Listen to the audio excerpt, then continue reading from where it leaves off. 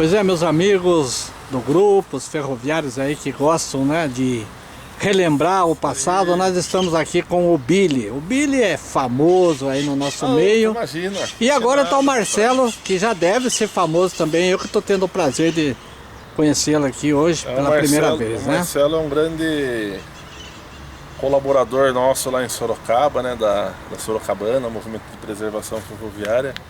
Tá sempre... E apaixonado também por ferrovia, né, Marcelo? É um doido também, que nem a gente, que falta os parafusos, né, Marcelo? É verdade. Então, hoje nós estamos aqui no CASE, né, aqui junto com a Maria Fumaça número 7, né? Isso. E o Billy e o Marcelo aí, eles vão contar pra gente aí o que eles sabem a respeito dessa maravilha aqui, né? Porque é bonita, né? Essas máquinas, quanto mais antiga, né?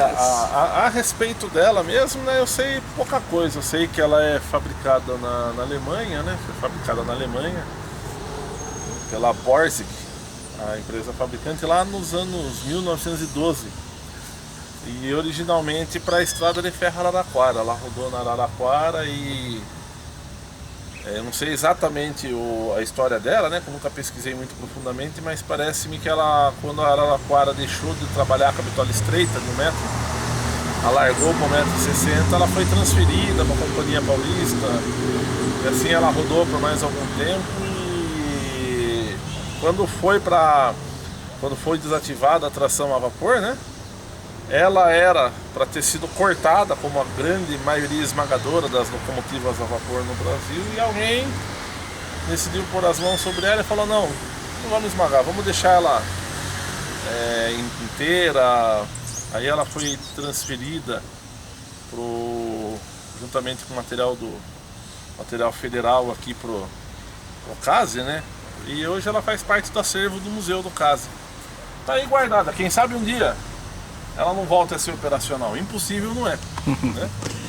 Aliás, é triste quando a gente conversa sobre a ferrovia e quando a gente lembra que muitas máquinas foram cortadas, né? Como se diz, né? Foram, né? Porque não se tinha essa consciência De de que ia fazer falta, igual hoje. Nos dias de hoje, as locomotivas diesel elétrica, o pessoal já tem uma mentalidade um pouco diferente. Por exemplo, a gente em Sorocaba tem aquelas duas que estão guardadas, que a gente vai estar lutando para fazer a restauração delas.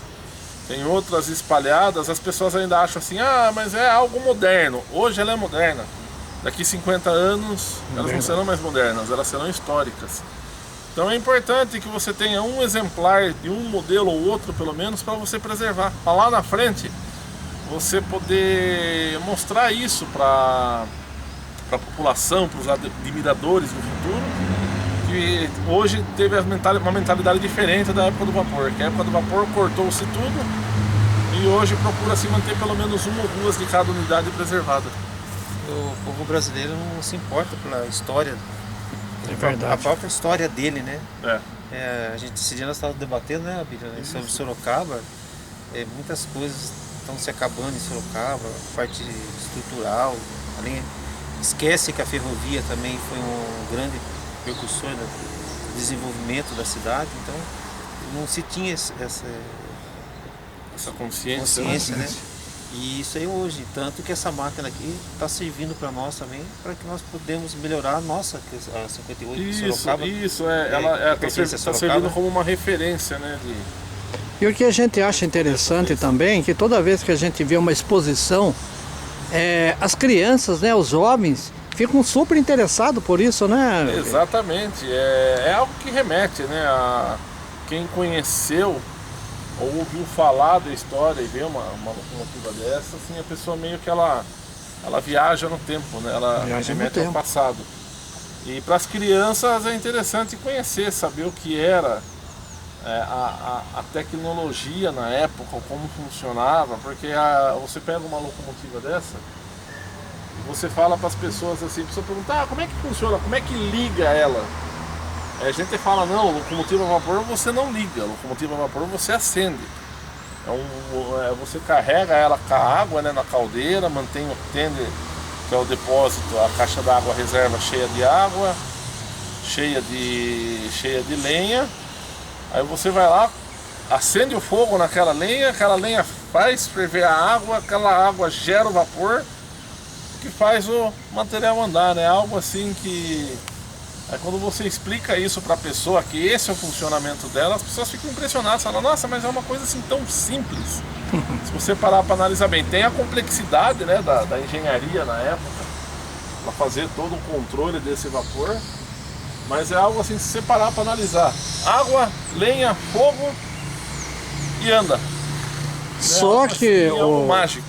Billy, só que para o pessoal da época, né, que fazia o uso dessa máquina, para usá-la, né, acho que eles deveriam preparar com bastante tempo de antecedência, né?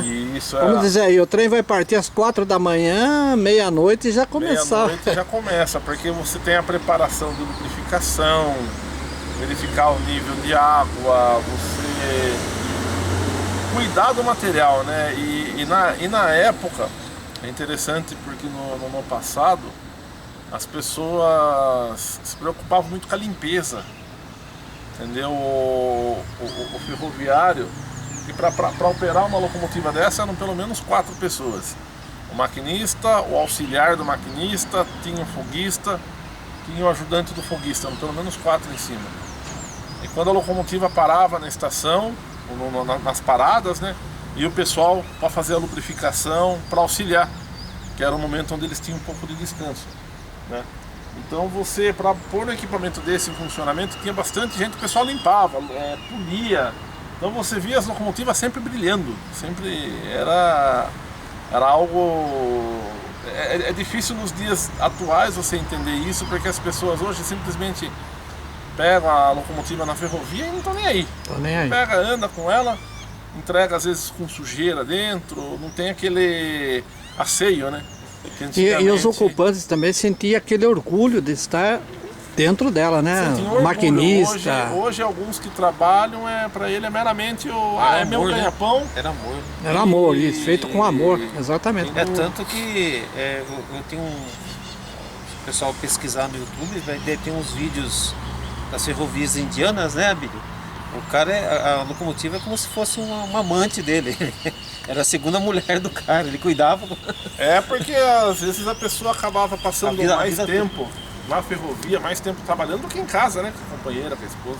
A própria roupa que eles usavam era com todo cuidado, né? Passadinha, tudo bonitinha, né? Tem a questão do apito, né? Cada um tem o seu tipo de apito. Você sabia qual era o maquinista que estava... Era comum também os maquinistas mandarem fazer o apito deles, o som que eles gostavam. Aí como normalmente eles ficavam fixos em determinadas locomotivas, né? Era sempre o mesmo maquinista com aquela máquina. Então ele mandava pôr o apito dele na locomotiva. Então quando ele passava apitando, as pessoas sabiam que era ele, pelo tom e pelo jeito de apitar. Cada um tinha o seu jeitinho. São histórias assim fascinantes, né? E outra coisa também, as dificuldades, embora todo esse orgulho que eles tinham de trabalhar, você pegava aí um temporal aí, era problema, né? Você vê que não tem, mesmo a gente analisando aqui por essa, você vê que não existe uma proteção quanto uma chuva, né? Ou até um frio, né? Não tem muito, é que assim, aqui na frente, ela até vai uma porta, porque na época que ela ficou parada, né? Deve ter perdido, apodrecido, né? Então normalmente esse lado ela até tem uma vedação. Não entra tão fácil o ar daqui pra lá.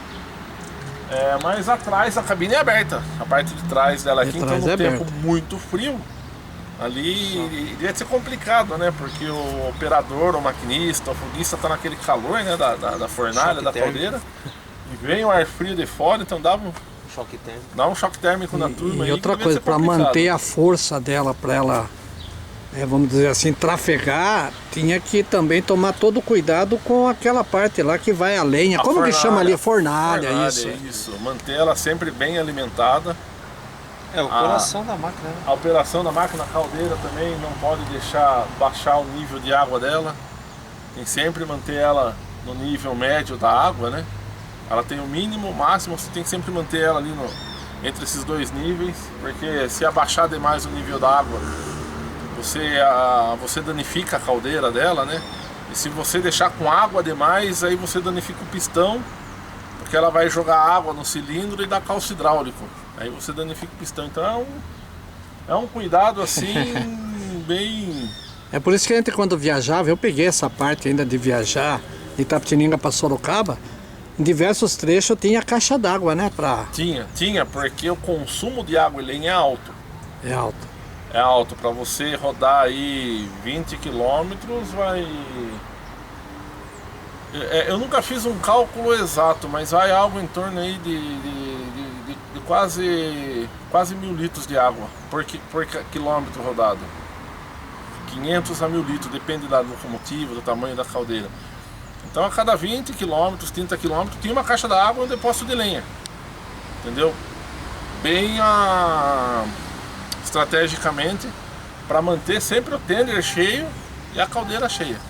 Presidente do Museu Ferroviário Itapetininga vem aqui também. Nossa, Carlos Eduardo. O Carlos está aí, ó. Você sabe que tem uma história interessante. Minha mãe, ela é natural aqui de Itapetininga, né? Nasceu, acho que em Angatuba, acho que era distrito ainda, não lembro, não sei. Mas ela conta que ela esperava o trem do Paraná passar aqui para ir para São Paulo, né? O vapor quando vinha, né? Porque a gente sabe que teve um trem que vinha do Tem o trem, que ia para São Paulo, no Gaúcho, sem dúvida. Ela lembra bem que quando ela andou na 58 lá em Sorocaba, ela lembrou, né? E aí a paixão do presidente do Museu Ferroviário aqui de Itapetininga pela ferrovia. Desde criança você já folheava os livros lá, olhando as locomotivas, Carlos Eduardo? Com certeza. Desde os trenzinhos de plásticos lá, a gente já estava curtindo, né? E depois crescemos, a rede ferroviária nos deu um apoio muito grande para a instalação do museu aqui em Itapetininga. Agora tem esses amigos aqui de Sorocaba, da associação, que nos auxiliam aqui também, né? Estão dando uma pequena reforma, mas muito valiosa para nós. Ó. Limparam a caldeira hoje, ó, não cobraram nada, gratuitamente. É bom deixar claro isso aí, que isso aí é feito gratuitamente. Todo voluntário, né? Voluntário. Isso. Então nos ajuda, está fazendo um melhoramento aqui na máquina para nós aqui. E sempre dando umas orientações para preservar de alguns cuidados para diminuir oxidação, entrada de água, sujeira, bichos, entendeu? Para que um dia lá na frente saia um projeto, uma retomada, uma restauração dela, você não ter tanto problema, você saber exatamente o que você vai ter que fazer. Isso é importante. Ô Billy, a gente, é lógico, a distância, as dificuldades da locomoção atrapalha, mas você acha que deve existir mais união do pessoal que está em torno dessa preservação histórica, ou já existe uma união? O que você diz a respeito? Olha, é complicado, né? Porque são vários núcleos, várias cabeças, onde as prioridades são diferentes, né? Para um núcleo, para outro núcleo, uma pessoa ou outra. Eu acho que ainda falta um pouco de união. Falta um pouco. Ainda falta um pouco de união, ainda tem um pouco... A gente ainda vê um pouco aquela coisa assim, porque essa pessoa desse lugar é melhor do que desse lugar. Cria uma rivalidade, será? Isso é bairrismo mesmo, né? Bairrismo, essa rivalidade. Certo. E eu já acho que assim, isso devia de acabar, porque nenhum de nós daqui 50 anos vai estar aqui. Verdade. E quem vai estar aqui é outra geração. E depois é outra geração, assim como as pessoas que manusearam essa locomotiva quando ela chegou, na época, nossa, que não tem ninguém vivo. Não tem ninguém vivo. Né? Verdade. Então, acho que você passar isso, você se unir para deixar para a nova geração e mostrar para a nova geração o quanto é importante essa união, as pessoas ainda não viram a importância disso. Então, hoje tem muito uma briga de ego, porque eu sou melhor e eu vou fazer esse trabalho, porque aquele fulano não trabalha direito. Cara, vai lá e troca a sua informação com a dele. Entendeu? Isso. E um ajuda o outro e passar a informação para o mais novo. Às vezes tem um cara que ele é ótimo na operação da locomotiva, ele conhece ela de ponta a ponta, mas quando chega uma pessoa que não conhece perto dele, ele isso daí não sabe nada. Não, vem isso cá, aí tem que vem acabar. aprender. Isso tem que acabar. Porque a gente precisa de mais, quanto mais gente souber, quanto mais gente conhecer, lá no futuro, mais crianças vão ter acesso, porque a criança de hoje é o adulto amanhã. E uma coisa E uma geração após outra geração. A troca de experiência é muito importante nesse meio nosso. Às vezes você está fazendo uma operação que você pode estar estragando a máquina, aí vem um outro, né, que dá, o Abílio já tem bastante experiência e tal, e a gente tem percebido que a partir do momento que nós começamos a ter um diálogo com outras associações, com outro pessoal, a gente está conseguindo melhorar atitudes que a gente tinha dentro da própria associação.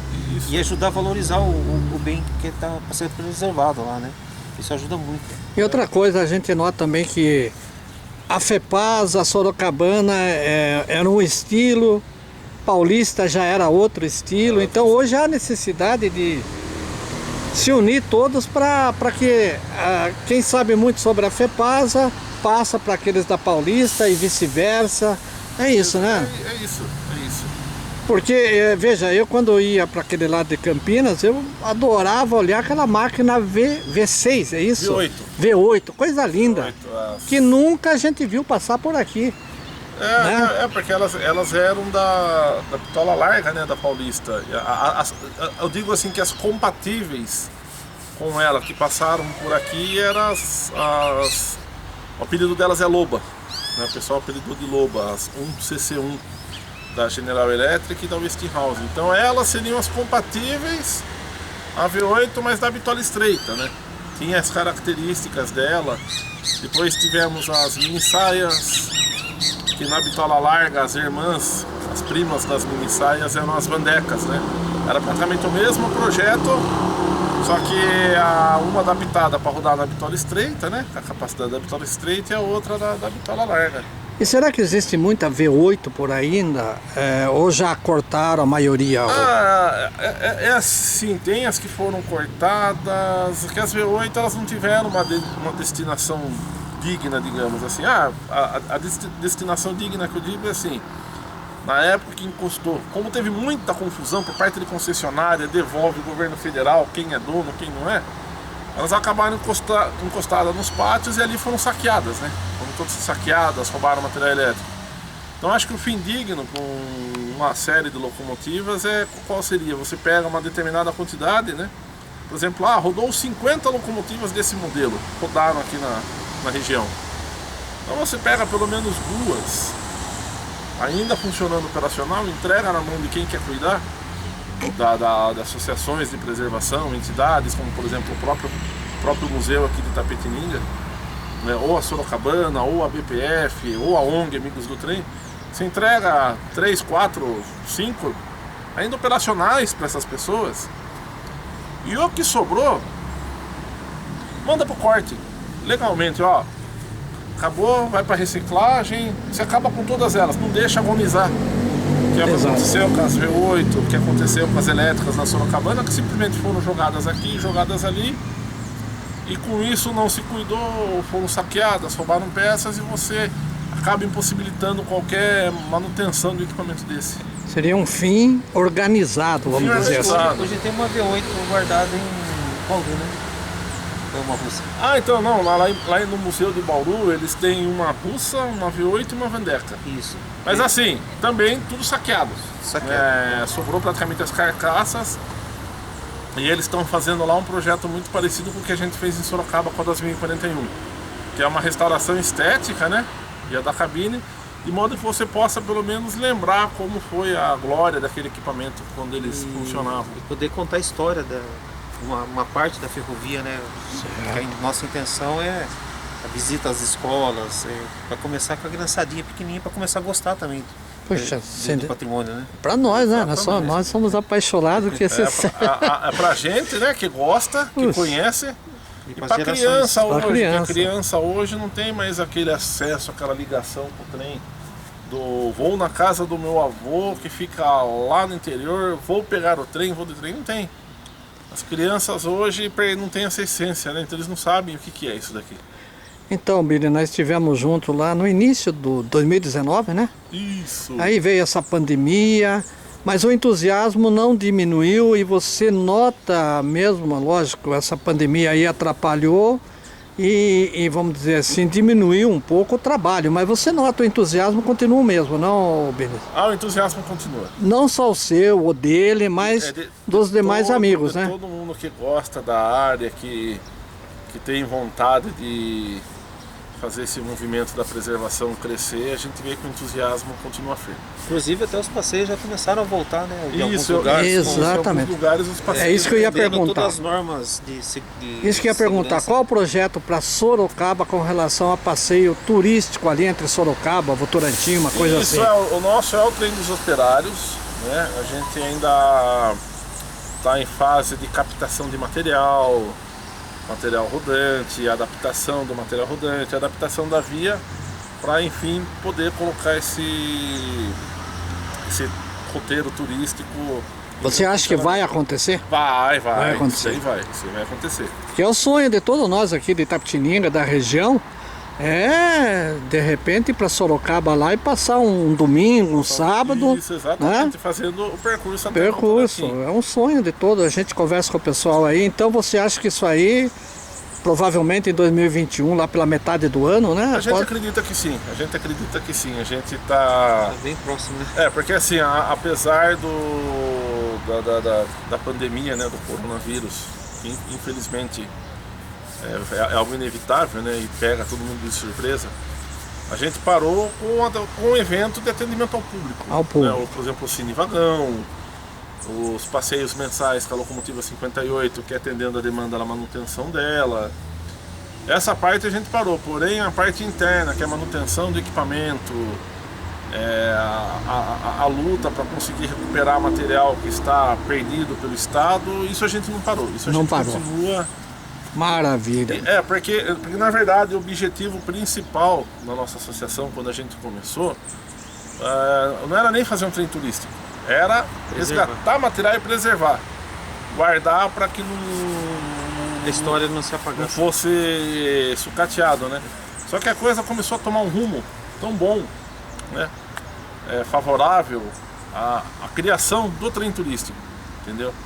Então aí que a gente foi, não, vamos realmente fazer o trem. A gente tinha aí uma certa pressa para pôr esse trem para rodar, só que a gente viu que a pressa não ia adiantar em nada. Verdade. Porque tudo tem seu tempo, a sua hora certa para fazer, entendeu? Não adianta querer, como diz o ditado antigo, né, colocar a carroça na frente dos bois, entendeu? Então a gente viu que tudo tem um tempo, todo o material ferroviário histórico, você tem uma limitação da utilização dele, você não pode ficar refém da utilização daquele material. Então a gente está sempre correndo para o outro lado. Já foi. Aconteceu uma experiência nesse final do ano com uma empresa em Sorocaba. Serve também como base do que você pretende fazer, né? Isso, a gente teve o apoio da Sorocaba Refrescos, né? Certo. Que é o representante e fabricante da Coca-Cola na região, né? Onde a gente fez uma proposta para eles não era pretensiosa, né? Era mais uma forma de captar recursos para a associação para a gente poder destinar nos projetos, né? E eles não botaram muita fé no começo, né? Até o projeto acontecer. E eles viram que foi um sucesso. Foi um entendeu? sucesso. Tanto é que hoje... E era fechado, era só E era fechado. Ia ser o eles, quê? né? Ia O ser pessoal deles, né?